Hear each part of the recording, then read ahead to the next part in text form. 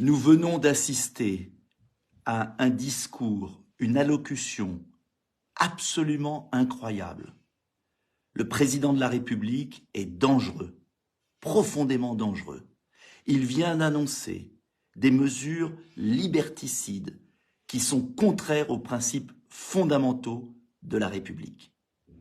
D'abord, il s'est contredit puisqu'il avait déclaré en novembre 2020, je lis, que le vaccin ne serait jamais obligatoire. Or, les mesures qu'il vient d'annoncer obligent à une vaccination.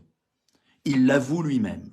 C'est une honte absolue, car il oblige les Français à se vacciner avec un produit qui est toujours en phase conditionnelle, dont les fabricants n'acceptent pas la responsabilité. Comme un savant fou, il veut forcer les Français à inoculer à leurs enfants, à leurs adolescents, à leurs jeunes, un vaccin dont le bénéfice-risque est de la responsabilité individuelle et du médecin, car il n'a pas reçu l'autorisation définitive. C'est extrêmement grave, extrêmement grave. Le deuxième point sur le pass sanitaire, il se contredit puisqu'il avait dit en avril 2021 qu'il ne concernerait pas les actes de la vie quotidienne. Alors en vérité, en imposant un pass sanitaire pour des actes de vie quotidienne, les restaurants, les bars, les trains, les avions, cela veut dire qu'en vérité, de manière totalement incohérente, il estime que le vaccin ne sert à rien.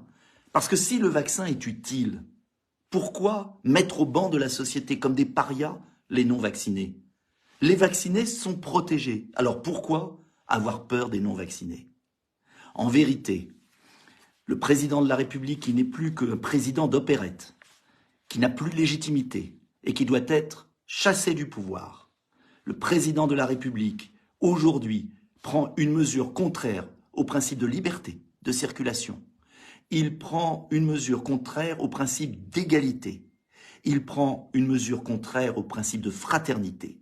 Il dresse des millions de Français contre des millions d'autres.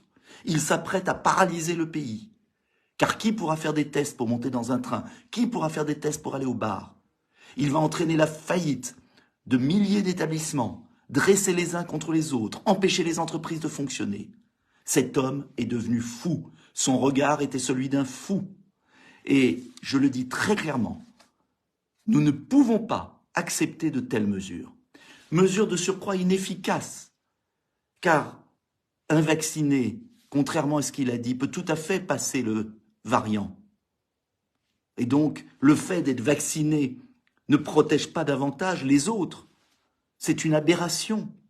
De même, il est complètement idiot de concentrer tout sur le vaccin, alors même il apparaît que dans beaucoup de pays, le vaccin protège moins bien. Et il faudrait au contraire axer sur les soins, sur les purificateurs d'air, sur le séquençage, sur les lits. Mais rien de tout cela. Une fuite en avant, complètement obsessionnelle et dangereuse. Alors, je vous le dis, une usine à gaz ingérable. D'ailleurs, un État qui est incapable d'acheminer des professions de foi va être capable de contrôler les choses. Une mise en cause de nos libertés comme jamais vu depuis le régime de Vichy. Une atteinte aux droits de l'homme. Et en plus, inefficace sur le plan sanitaire. Je vous le dis, chers compatriotes, il va falloir résister. Vous ne pouvez pas accepter de telles mesures. Je me battrai d'abord au Parlement contre ces lois scélérates qui n'ont été prises dans aucun pays, exception quelques dictatures. Et nous devrons nous mobiliser partout dans le pays pour faire reculer le pouvoir. Ce qui est en cause, ne vous trompez pas, c'est votre liberté, votre égalité, votre fraternité. Et vous pourrez me trouver, et je vous appelle à la résistance contre un pouvoir qui devient illégitime. Il faudra préparer au plus vite les élections de 2022 pour que par le suffrage, les Français réagissent. Ne vous laissez pas dicter par la peur. Il y a une autre politique possible. Une politique de précaution avec le masque, une politique de soins, une politique de séquençage, une politique de test, une politique de lit, et puis le vaccin pour ceux qui le veulent, pour les plus âgés, mais pas pour les jeunes. Je ne pensais pas dans ma vie me battre politiquement pour la liberté individuelle des Français. eh bien, le jour est venu. Je vous invite tous à se rassembler, quelles que soient les couleurs politiques, pour défendre nos libertés.